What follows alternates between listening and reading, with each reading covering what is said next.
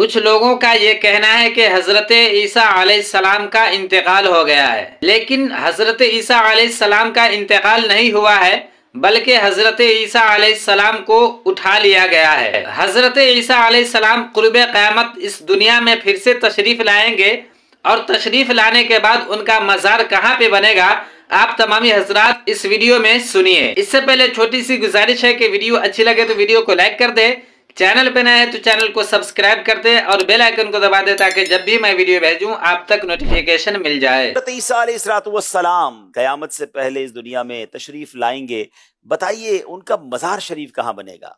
हज़रत ईसा अलैहिस्सलाम जब दुनिया में तशरीफ़ लाएंगे, जब आपका विसाल ज़ाहिरी होगा तो उस वक्त हुज़ूर अलैहिस्सलाम के हुजरा अनवर में आपको हुज़ूर अलैहिस्सलाम के साथ दफन किया जाएगा।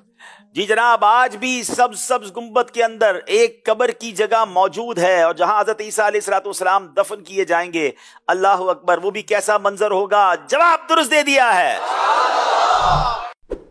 जब हजरत ईसा अलैहिस्सलाम इस दुनिया में तशरीफ लाएंगे तो ज़ाहिरी विसाल के बाद हजरत ईसा अलैहिस्सलाम का मज़ार मुक़द्दस मेरे आका सल्लल्लाहु ताला अलैहि वसल्लम के हुजरा शरीफ में होगा।